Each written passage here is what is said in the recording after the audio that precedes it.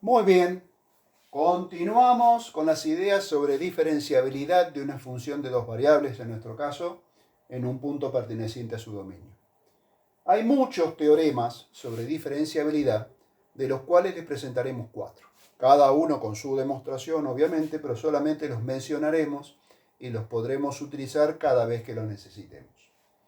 El primer teorema dice: si la función f en estudio es diferenciable en un punto de su dominio, entonces seguro también es continua. O sea, si una función es diferenciable en el punto que estás estudiando, ya sabes que es continua. También se viene el teorema contrarrecíproco al teorema anterior. Si f no es continua en el punto que estás estudiando, entonces seguro tampoco f es diferenciable en ese punto. Si la función no es continua en un punto, seguro que no es diferenciable y nos ahorramos el tiempo de plantear todo lo que vimos antes en el caso de la definición. Tercer teorema.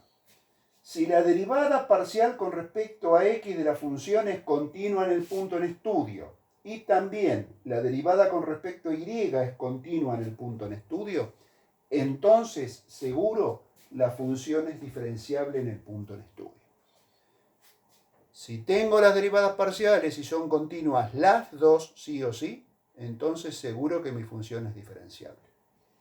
Y el teorema 4, en realidad son varios teoremas, pero lo hemos tratado de sintetizar, nos dice: si la función que estás estudiando es diferenciable en tu punto, entonces esa función admite derivadas en todas direcciones en ese punto. En la dirección del eje X, parcial con respecto a X. En la dirección del eje Y, parcial con respecto a Y. Y en cualquier otra dirección diagonal que a vos se te ocurra seguir a partir del punto. Esas derivadas también tienen sus expresiones. Un numerito a por la derivada parcial con respecto a X evaluada en el punto, más un numerito b por la derivada parcial con respecto a Y evaluada en el punto que estás estudiando. ¿Quiénes son esos números a y b? Son las componentes de un vector unitario. Tiene que tener módulo 1, que me dice en qué dirección estoy trabajando. Imagínense en un mapa, ustedes van caminando por un paseo, un bosque, y tienen una brújula. No van ni al norte, ni al sur, ni al este, ni al oeste. Van hacia el noreste, hacia el noroeste, hacia el sudeste, hacia el sudoeste. Son las direcciones intermedias. En lo que se refiere a las nociones geográficas, el eje sur-norte o norte-sur es el eje Y para nosotros y el eje este-oeste es el eje X. Y ustedes saben perfectamente que hay infinidad de direcciones intermedias entre dichos ejes de geografía. Lo mismo nos ocurre a nosotros. Repetimos este teorema número 4, entonces nos dice: si estamos seguros que nuestra función es diferenciable en un punto, entonces va a admitir derivada en todas direcciones. ¿Y cómo se calculan esas derivadas? Hay un numerito que hay que determinar por la derivada con respecto a x evaluada en el punto, más otro numerito que hay que determinar por la derivada con respecto a y en el punto. ¿Quiénes son esos numeritos? Las componentes del vector unitario correspondiente a la dirección. Luego, volviendo al ejemplo anterior, el que discutíamos antes, habíamos dicho la función es diferenciable en el punto, demostramos que no, porque se cumplían todas las condiciones necesarias, excepto el límite que plantea la definición. ¿Y fuera del origen, será diferenciable sí o no? Bueno, a ver, fuera del origen, vamos a investigar las derivadas.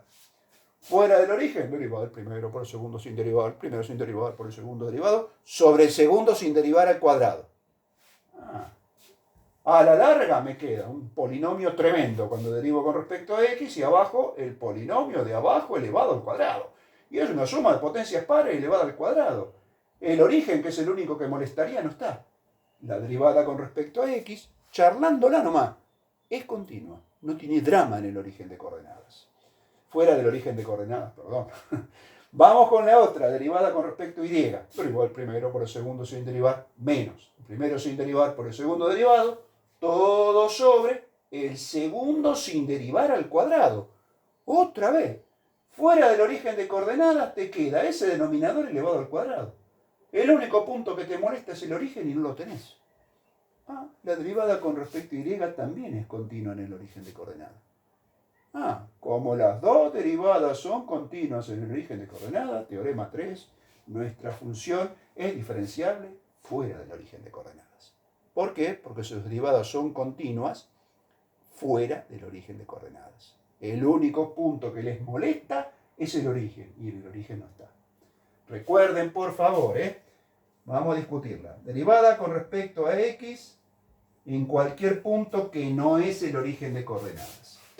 Derivada del primero con respecto a x. Recuerden, y constante. Por el segundo sin derivar. Menos el primero sin derivar. Ahí lo pongo. Por el segundo derivado con respecto a x. 2x más 0. Todo sobre el segundo sin derivar al cuadrado. Entonces digo, a ver qué tenés en el numerador. Un polinomio. Horrible, pero polinomio. Es continuo en cualquier lado. Yo estoy estudiando fuera del origen. Denominador, otro polinomio. Continuo en cualquier lado. Yo estoy estudiando fuera del origen. Fuera del origen encima no vale 0. Vos tenés polinomio, y el denominador no se anula.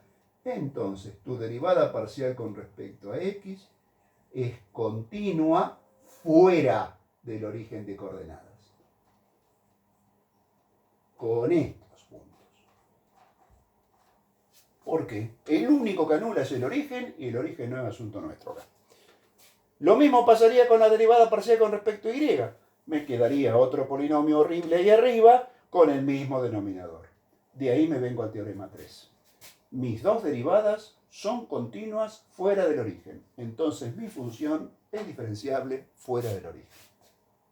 El único punto problemático para la diferenciabilidad es el origen, al que ya estudiamos por medio de la definición y nos dio igual a 0.